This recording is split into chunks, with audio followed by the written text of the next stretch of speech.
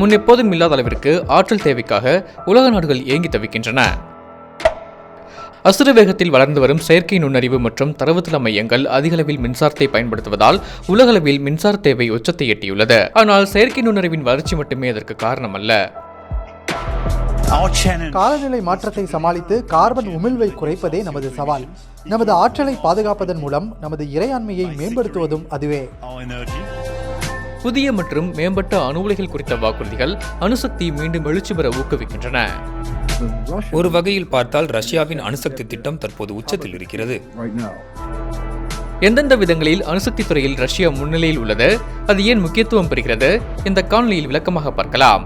அணுசக்தியை உற்பத்தி செய்யும் பெரும்பாலான நாடுகளில் 10க்கும் குறைவான ஆலைகளே செயல்பாட்டில் உள்ளன.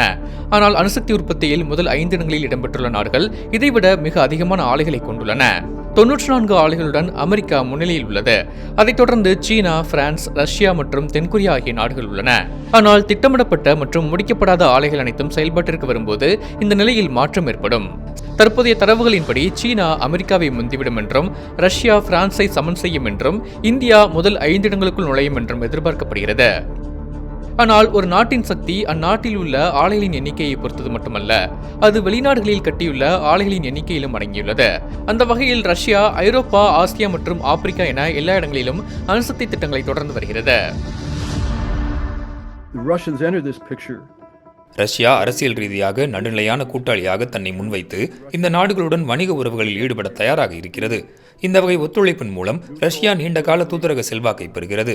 தொழில்நுட்பம், வளர்ச்சி மற்றும் ஆற்றல் தொடர்பான முடிவுகளை அந்நாடுகள் எவ்வாறு எடுக்கின்றன என்பதற்கான மூலோபாய முக்கியத்துவம் கொண்ட தகவல்களுக்கான அணுகலை ரஷ்யா பெறுகிறது. உண்மையில் மிகவும் திட்டமிட்டு நகர்வுகளை மேற்கொண்டு வருவது ரஷ்யா தான். 2014ஆம் ஆண்டு உக்ரைனில் இருந்து கிரீமியாவை கைப்பற்றியதிலிருந்து மாஸ்கோ மற்ற நாடுகளுடன் சுமார் 50 புரிந்துணர்வு ஒப்பந்தங்களை கையெழுத்திட்டுள்ளது. இதன் மூலம் உலகளவில் அதிகமான தனித்துவமான ஒப்பந்த கூட்டாளிகளையும் மொத்தமாக அதிக எண்ணிக்கையிலான ஒப்பந்தங்களையும் கொண்ட நாடாக ரஷ்யா திகழ்கிறது.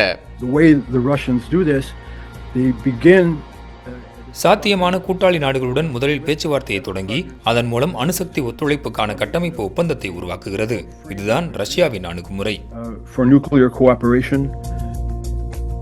ரஷ்ய அரசின் அணுசக்தி நிறுவனமான ரோசாட்டம் தலைமையிலான திட்டங்களில் துருக்கியின் மெர்சினில் உள்ள அக்குயு அணுமின் நிலையம் தனித்து நிற்கிறது. நாட்டோ உறுப்பினராக உள்ள ஒரு நாட்டில் ஒரு அணுமின் நிலையத்தை உருவாக்கி வருவது மட்டுமல்லாமல் பில்ட் ஓன் ஆபரேட் முறைப்படி கட்டப்படும் முதல் அணுமின் நிலையமாகவும் அக்யூ அணுமின் நிலையம் உள்ளது. அதாவது அணுமின் நிலையத்தை அமைக்க நிதியளிப்பது, அதனை கட்டமைப்பது மட்டுமில்லாமல் அதற்கான உரிமையையும் தானே வைத்துக் கொண்டு நிர்வகிப்பது மற்றும் இறுதியில் அதனை செயலிழக்க செய்வது ஆகிய அனைத்துக்கும் ரஷ்யா பொறுப்பேற்றுக் கொள்கிறது. அந்த மின் நிலையம் உற்பத்தி செய்யும் மின்சாரத்தின் ஒரு பகுதியை வாங்க துருக்கியும் ஒப்புக்கொண்டுள்ளது. இந்த சார்பு நிலை பல தசாப்தங்களுக்கு நீடிக்கும். ஏனென்றால் நாம் இப்போது அணு உலைகளின் ஆயுட்காலம் பற்றி பார்த்தோமானால் அது 50-60 ஆண்டுகள் வரையிலும், ஒருவேளை அதற்கு மேலாகவும் இருக்கலாம். சீனாவும் அணுசக்தி துறையில் தீவிரம் காட்டி வருகிறது. ஆனால் பொருளாதார கூட்டணிகளை உருவாக்குவதே பெய்ஜிங்கின் முக்கிய நோக்கமாக இருப்பதால் அதன் அணுகுமுறை வித்தியாசமானது. ரஷ்யாவை பார்க்கும்போது அதன் அனைத்து நடவடிக்கைகளும் புவியியல் சார்ந்த அரசியல் காரணங்களால் இயக்கப்படுகின்றன என்பது மிகவும் தெளிவாக தெரிகிறது. அணுசக்தி அரசியல் அறிஞர் சியா யுன்போ DWயிடம் கூறுகையில், ரஷ்யாவிற்கு பதிலாக சீனா இந்த ஆலைகளை கட்டியிருந்தால் புவிசார் அரசியல் அபாயங்கள் குறிப்பாக ஆசியாவில் பெருமளவில் அதிகரித்திருக்கும் என தெரிவிக்கிறார். குறுகிய காலத்தில் ரஷ்யா தனது பெயருக்கு களங்கம் ஏற்படும் எந்த வழியிலும் செல்லாது. குறிப்பாக உக்ரைனுடனான போருக்கு பிறகு அதற்கான கதவுகள் மூடப்பட்டுள்ளதால் மிக கவனமாக நகர்வுகளை மேற்கொள்கிறது என நினைக்கிறேன். இதுவே சீனாவாக இருந்தால் இவ்வகையான அணுமின் நிலையங்கள் மீது பெய்ஜிங் முழுமையான கட்டுப்பாட்டை கொண்டிருக்கும். ஒருவேளை இன்னும் மோசமான சூழ்நிலையில் ஆசிய நாடுகளிடையே ஒத்துழைப்பு மற்றும் தகவல் தொடர்புக்கு ஆபத்தை விளைவிக்கலாம். இதனால்தான் மக்கள் முன்கூட்டியே சீனாவின் சேவைகளை தவிர்த்துள்ளனர் என நினைக்கிறேன். Avoid China's facilities. மாஸ்கோ ஆசியாவிலும் அணுசக்தி தொடர்புகளை ஏற்படுத்தி வருகிறது. 2014இல் விளாடிமிர் புட்டினுடன் நடத்திய பேச்சுவார்த்தைகளுக்கு பிறகு இந்திய பிரதமர் நரேந்திர மோடி தனது நாட்டில் ரஷ்யா குறைந்தது 10 அணு உலைகளை கட்டும் என்பதை உறுதிப்படுத்தினார். ஆசியா மாஸ்கோவிற்கு ஒரு பெரும் லாபகரமான சந்தையாக தொடர்கிறது என்று சியா யுன்போ கூறுகிறார்.